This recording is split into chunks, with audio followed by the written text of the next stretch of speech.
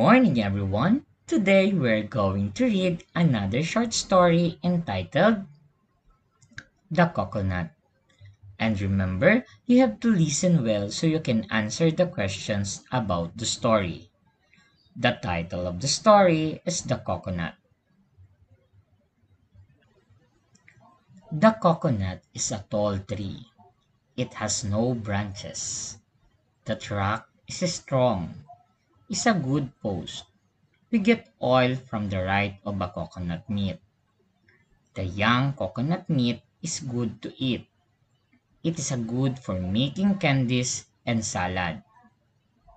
Doormats are made out of the coconut husk. The long coconut leaves are woven into baskets. Brooms are made from the midrib of the long leaves. Coconut shells are made into buttons, bunks, ashtrays, and other useful things. The stalk is good for fuel. How useful the coconut is. Every part of it can be used. Question number 1. What word describes coconut tree? A. Short. B. Tall. C. Small.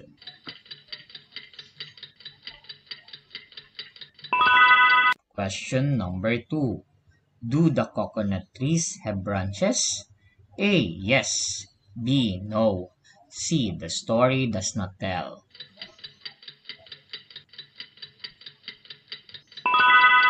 Question number 3. What part of the coconut is good for a post? A. Trunk. B. Roots. C. Roots.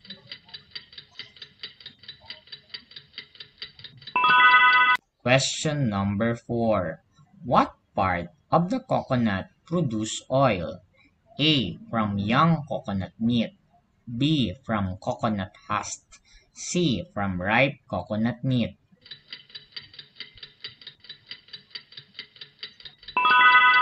Question number 5. Which is good to eat? A. Coconut meat. B. Coconut husk. C. Coconut shell.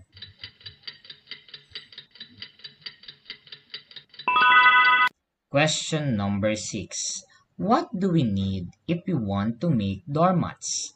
A. Coconut meat. B. Coconut husk. C. Coconut shell.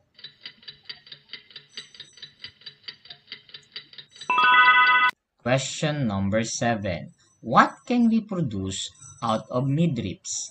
A. Candies. B. Buttons. C. Brooms.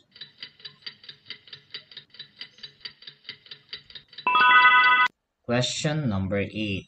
What part is woven into baskets? A. Husk. B. Shell. C. Leaves.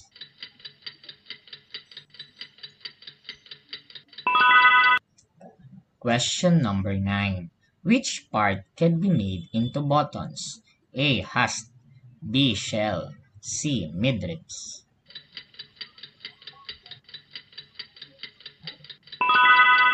Question number 10. What is the use of the stalk? A. For fuel. B. For post. C. For food.